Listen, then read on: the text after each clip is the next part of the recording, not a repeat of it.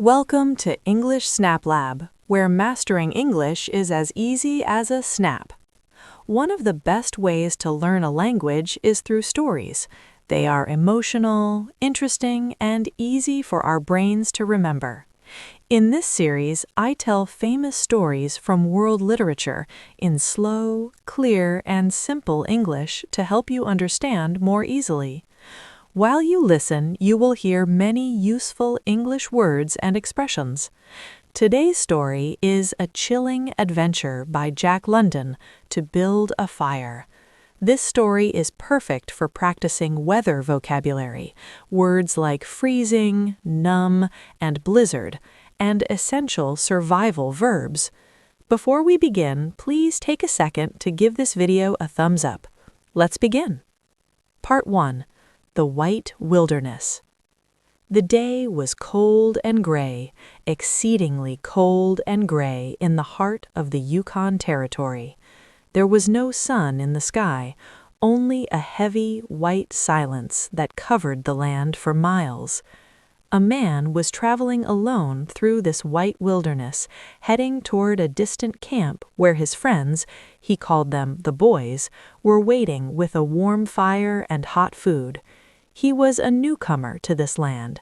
A newcomer is someone who has recently arrived and has no experience with the local environment. He did not understand the true power of the North. The temperature was 75 degrees below zero, freezing in a way most people can never imagine. To be freezing in the Yukon means your spit turns to ice before it hits the ground, and the air hurts your lungs with every breath. The man walked through the deep snow with a big native dog, a wolf dog. He was not worried because he believed his human intelligence and strong body were enough to endure the journey. To endure means to suffer through something difficult or painful without giving up. The dog, however, was much wiser than the man. Its instinct told it it was too cold to travel. It wanted to find a place to huddle, to stay close and warm, deep in the snow or near a fire. The dog followed the man, but its heart was full of fear for the journey ahead. Part 2. The Silent Enemy. As the man walked along the frozen Henderson Creek, he noticed that his fingers and toes were becoming numb.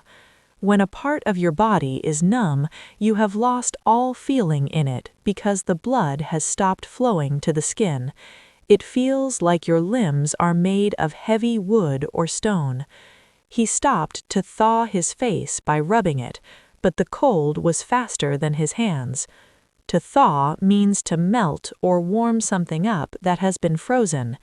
He knew the hidden danger of the creek, springs that never froze completely under the snow.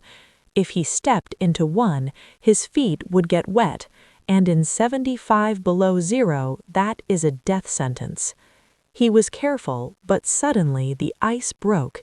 He stepped into a hidden pool, and his legs became wet up to his knees. He knew he must build a fire immediately to dry his clothes. If he failed to ignite a flame, his blood would freeze and he would die. To ignite means to catch fire or to set something on fire. His heart began to beat fast with fear. He began to kindle a small fire using dry grass and tiny twigs. To kindle means to start a fire, especially using small materials that catch fire easily. He felt a moment of relief as the small flame began to grow. Part 3. The Fatal Mistake. The man began to gather larger sticks to feed the flame. However, his hands were shaking so violently that he was losing his sense of touch. He tried to strike a match, but his fingers were too numb to hold a single wooden stick. In desperation, he gripped a whole bundle of 70 matches and rubbed them against his leg. They all burst into flame at once. He smelled his own flesh burning, but he was so cold that he felt no pain. He managed to light the fire under a pine tree, but he made a terrible, fatal mistake.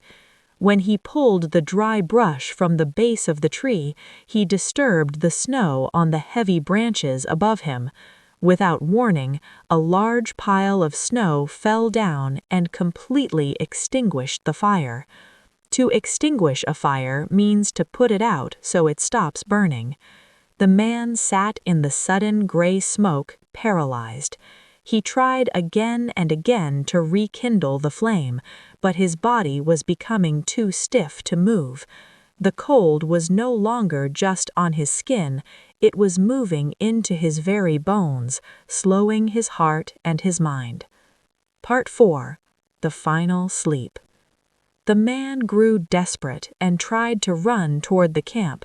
He hoped the movement would help circulate his blood and bring warmth back to his limbs, but he was too weak and he kept falling into the soft white snow.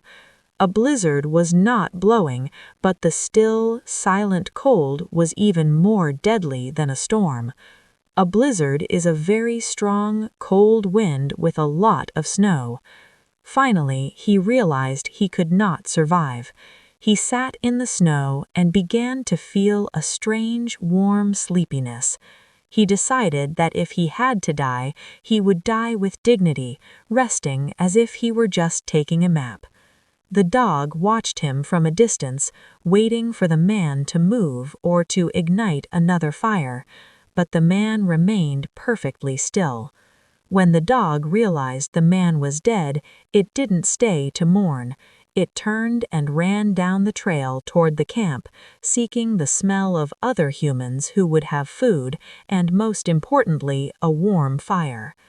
In today's story, we learned that in the wilderness, human pride is nothing compared to the power of nature. Learning Summary. English Snap Lab. In this lesson, we focused on survival verbs. Endure, to last through a hard time. Thaw, to unfreeze or warm up. Ignite/kindle, to start a fire. Extinguish, to put out a fire. Weather vocabulary. Freezing, extremely cold. Numb, having no feeling in the body. Blizzard, a heavy, windy snowstorm. Wilderness, a wild area where no people live. Your homework. Imagine you are stuck in a very cold place. What are the 3 things you must do to stay warm? Use at least one survival verb in the comments. Thank you for watching English Snap Lab. If you enjoyed this long-form cold adventure, please subscribe and share. Keep practicing, and I'll see you